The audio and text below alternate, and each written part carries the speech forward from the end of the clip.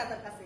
আরে শোনো শোনো, উহারে রাজা ও রাজা কহি তোমার কাছে রে, আরে তারপরে হেতে করলাম চুরি তোমার বাজার রে, হারে সাবধানে রাখিও রে রাজা, তোমার মনে শরীরে হারে সাবধানে রাখিও রে রাজা।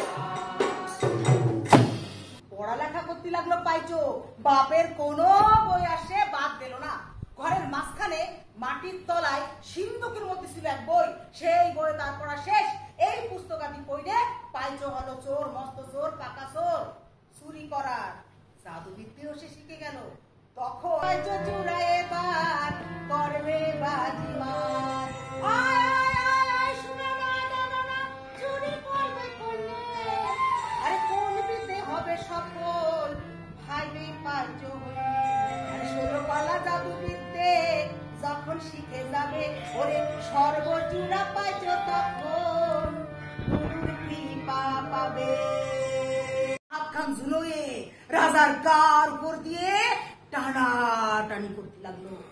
তারপর যেই মাত্র রাজার গার উপরে যায় কাটা হাতখান পড়লো, অমনি রাজা মশাই সজাগ হয়ে মারলো তলোয়ার দিয়ে, যারা এক কোপ মারার সাথে সাথে হাতখান সুতোতে কাইটে রাজার বিছানার উপর যেয়ে পড়লো।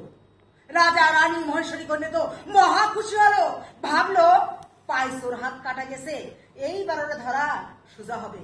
পরদিন সারা রাজ্যে ঘোষণা করে দেওয়া হলো, এই রাজ্যে যেই বিটার ডান হাত কাটা পাওয়া যাবে সেই বিটাই পাইচো পাইচো পাইচো।